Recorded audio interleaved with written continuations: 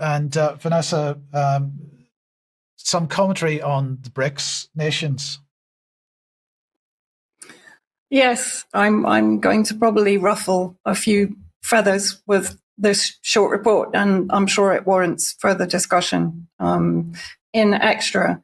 But I wanted to focus on a statement made by Iran's supreme leader, Ayatollah Sayyid al-Khamenei, in the last few days, where he calls basically for a global economic and political quarantine of the enemy, meaning Israel.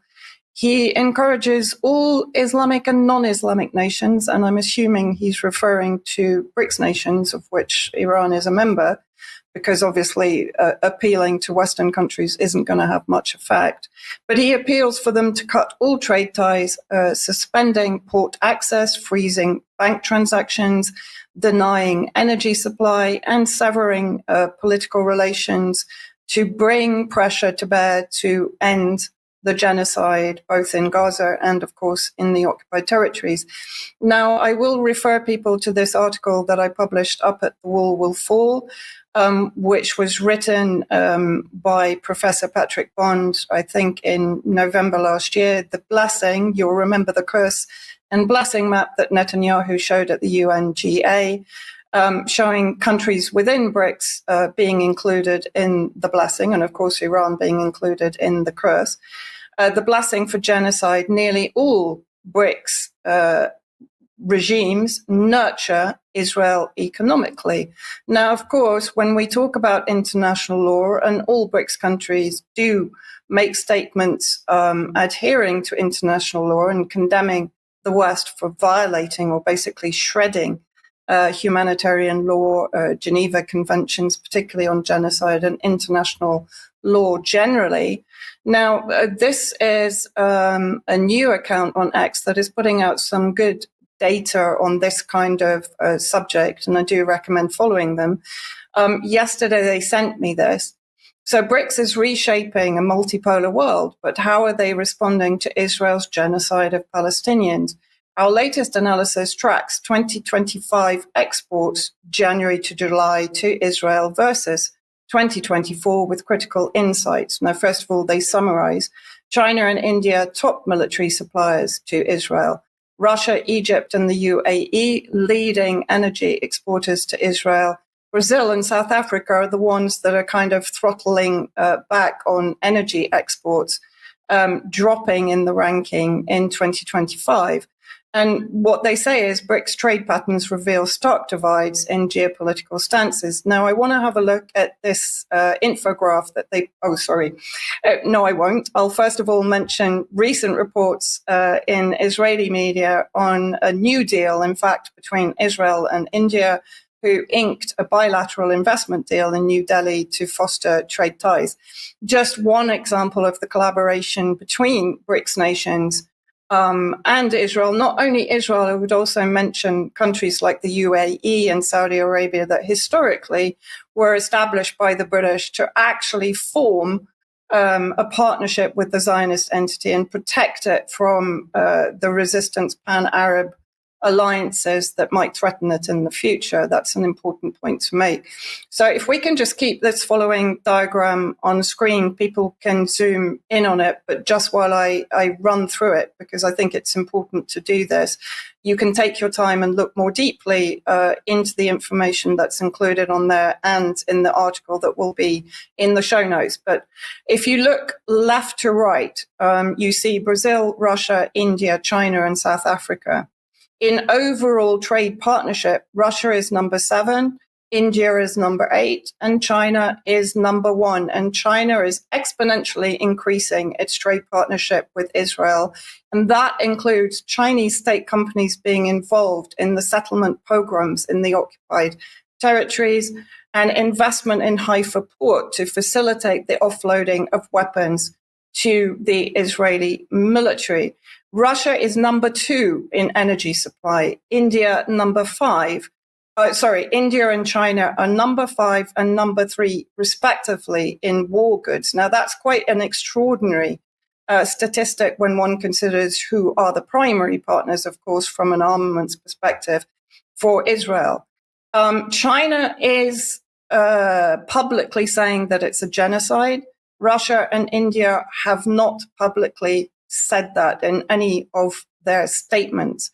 So I think the point is, if we look at the ICJ ruling from July 2024, all states are under an obligation not to recognize as legal the situation arising from the unlawful presence of the State of Israel in the occupied territories of Palestine, and to not render aid or assistance in maintaining the situation created by the criminal presence of Israel in the occupied territories. This is just one ruling. Of course, under the Geneva Convention, every state globally has a responsibility to both prevent genocide and punish the perpetrators of genocide. And while nobody is advocating that BRICS countries are responsible for what is happening, what we are saying is that they have the power to economically bring serious pressure to bear upon Israel and to stop the genocide. They have that ability, and therefore I think they should be held to account for not fulfilling that responsibility. I struggle to argue with that, Vanessa. We'll have a go at arguing about it in extra though, and it is an incredible situation. These countries, without doubt, doing some positive things in the world, but they have to be held account for whenever they're not. And I think this is one area where they, particularly because they're taking such a stand with respect to international law and the West. So we'll talk more about that in extra. Vanessa, let's welcome you to the program. And the defense contractor that was referring to at the beginning of the program, who could that have been? Well, none other than Elbit Systems, of course, the center of all the controversy over the prescribing of Palestine Action as a terrorist group in the UK for actually sabotaging Elbit Systems that are providing 85% globally of the drones to the Israeli military. So this was back in February, a report in Shepherd Defense Media. Final two contenders for key $2 billion British Army training contract selected, and that reduced it back then down to two main contenders that were mentioned in the article. For the Army Collective Training Service, acronym is ACTS. Of the 7 original bidders for the partnership, 3 had already withdrawn. The 2 successful consortia are Omnia Training, led by Raytheon UK, and a team led by Elbit Systems UK. And then much more recently, towards the end of August, this was in the campaign against armed violence. The director of the organization, Ian Overton, wrote that concern as the Ministry of Defense reportedly poised to hand $2 billion in training deal to Elbit Systems, Israel's largest arms firm. And let's have a look. I'll just summarize in the next slide basically what was said within the article. So the project is to deliver training for 60,000 British soldiers each year. It will transform how the army prepares for operations, while in fact there's very little detail on what that preparation will include. Since 2023, Elbit has been involved in Project Vulcan, a £57 million 10-year program to train tank crews. It is wholly owned and controlled by Israel, Elbit Systems. This is very important because it's very much portrayed by the British government as being a UK company. But the profits from UK arms production flow back to Israel, and there is a major senior staff overlap. It is a UK subsidiary. It's a local contractor to the British regime and part of Israel's wider military-industrial complex. So it's very much smoke and mirrors when the British government tries to basically hide the fact that the government is not involved with an Israeli weapons manufacturing outfit that is complicit with the genocide of Palestinians in Gaza and the occupied territories. Even beyond this, it was actually Private Eye, but reported by Ian Overton, that there are 2 senior members of British Armed Forces that have now joined the advisory board of Elbit in the UK, the first being Sir Simon Bolam. You can freeze frame and read the details on him. And the second being The next slide, please. Lieutenant General Sir Mark Poffley, KCB OBE, both of them very high level members of, or former members of the Ministry of Defense, now joining an Israeli arms company that is complicit in genocide against Palestinians. Now, this has generated a motion from within Parliament, basically raising alarms about the armed forces training contract and Elbit systems. And if we have a quick look at the text of that motion, it's been signed by, I think, upwards of 25 MPs, the majority being from Plaid Cymru and Labour, unsurprisingly. But what it actually says is that, as I said, Elbit supplies 85% of drones to the Israeli military, conducting what is described by many international humanitarian law organizations, including the ICJ, as a genocide.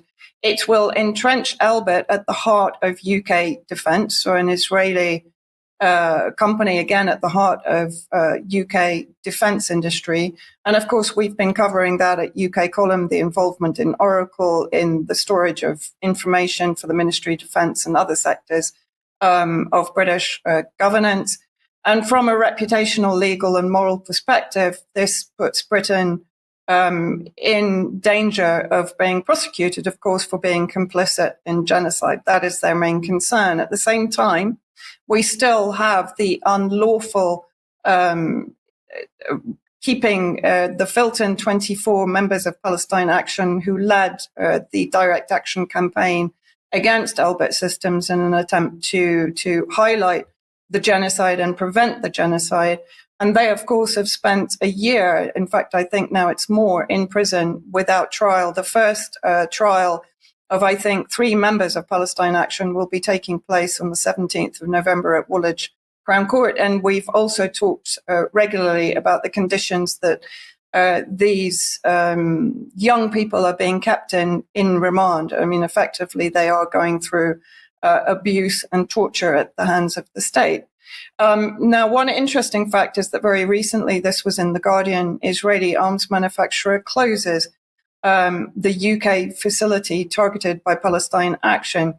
Now, this is perceived as a success at the hands of direct action by Palestine Action. My suspicion is that it's going to reemerge somewhere else, potentially be renamed or rebranded. So we need to keep an eye on that. But absolutely extraordinary that the British government is pursuing collaboration with Elbit systems, despite all of the controversy surrounding it, while effectively torturing and abusing their own citizens for actually protesting genocide in the UK. You got some thoughts? Yes, indeed. I just wanted to say, Vanessa, that absolutely take the point of the links with the Israeli company and the genocide currently going on in Gaza.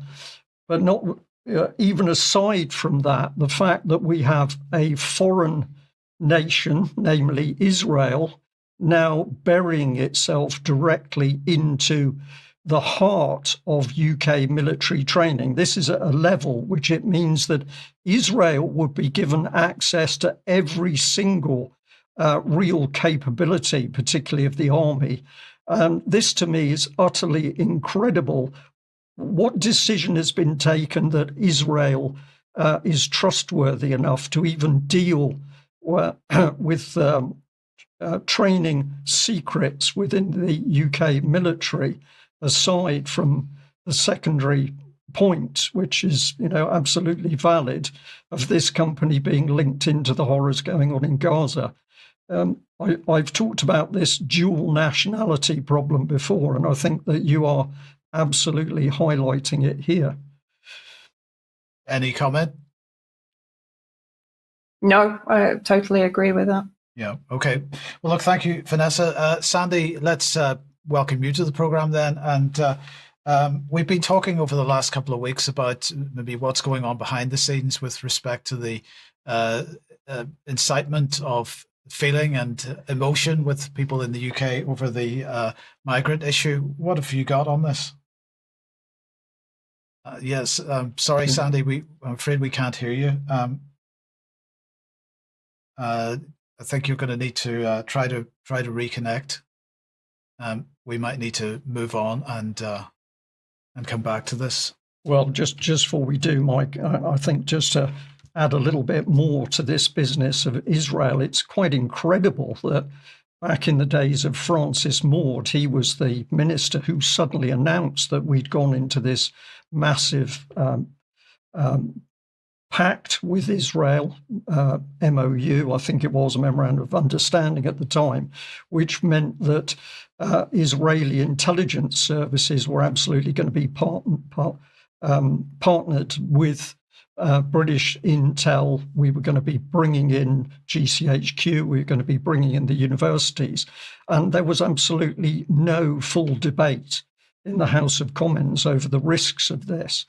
And now we've moved forward to the fact that Israel is not only burying itself into the NHS, it's now at the heart of British military. It's becoming difficult to tell whether we've got a government which is actually being run from Westminster for the benefit of the people in UK, or we're simply now some sort of overseas colony of Israel. I'm being pretty tough in this, but I think there's some really serious questions to be asked.